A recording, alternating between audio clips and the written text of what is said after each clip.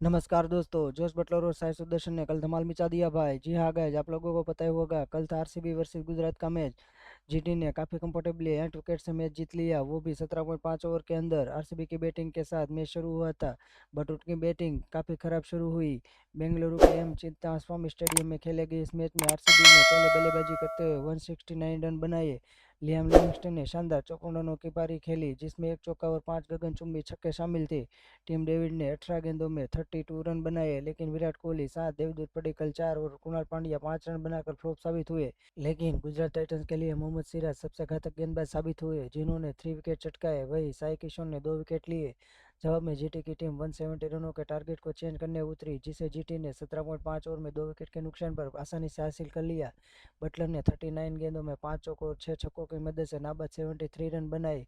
उन्होंने सुदर्शन के संग दूसरे विकेट के लिए 75 रनों की पार्टनरशिप की। सुदर्शन के बल्ले से 36 गेंदों में 49 रन निकले, जिसमें 7 चौके और एक छक्के शामिल था। वह 13वें ओवर में जोश हेजलवुड के जाल में फंसे। उसके बाद बटलर ने शेरपॉन रेदरफोर्ड के साथ तीसरे विकेट के लिए 63 रनों की अटूट साझेदारी की। रथरफोर्ड ने छक्का लगाकर जीटी को जीत की दहलीज पार कराई। तो दोस्तों, गुजरात की इस धमाकेदार जीत पर आपकी क्या राय है, हमें कमेंट में ज़रूर बताना। जय हिंद।